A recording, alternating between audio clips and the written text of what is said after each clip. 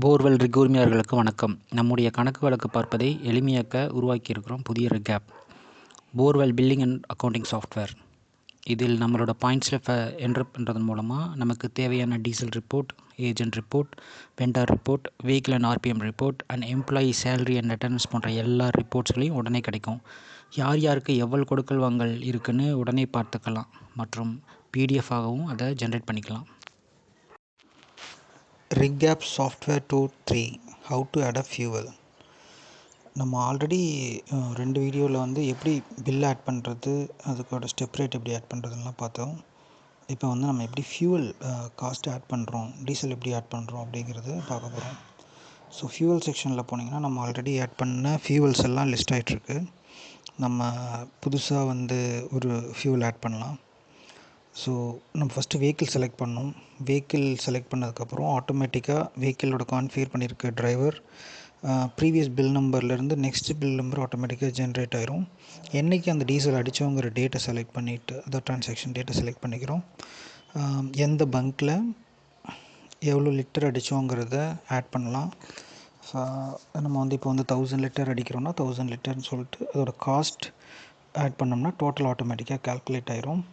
Notes உங்களுக்கு எதாவது இருந்தால் ஆட் பண்ணிக்கிட்டு சேவ் பண்ணிக்கலாம். ஸோ நீங்கள் ஆட் பண்ண பில்லோட காஸ்ட் இப்போ லிஸ்ட் ஆகிட்டுருக்கு.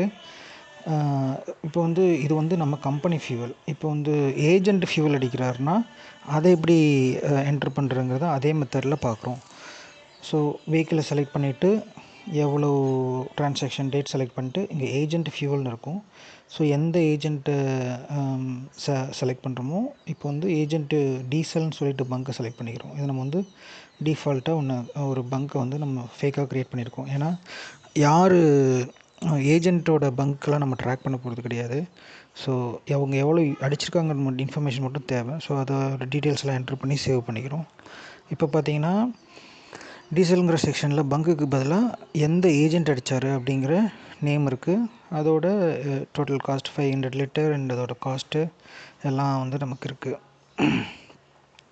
ஸோ இப்போ ஃபியூவல் 2 ஃபியூவல் ஆட் பண்ணியிருக்கோம்.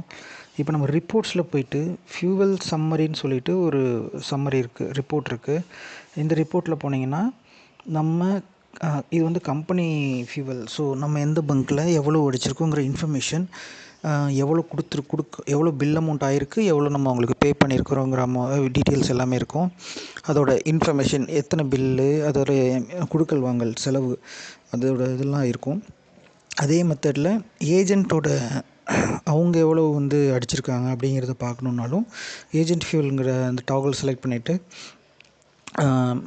எந்த ஏஜென்ட் எவ்வளோ குவான்டிட்டிக்கு அடிச்சிருக்காங்க, அதோட காஸ்ட் என்ன, அதுக்கு நம்ம பேயபிள் எவ்வளோ இருக்குது அப்படிங்கிற இன்ஃபர்மேஷன்லாம் நமக்கு டீட்டெயிலாக இங்கே வந்துடும்.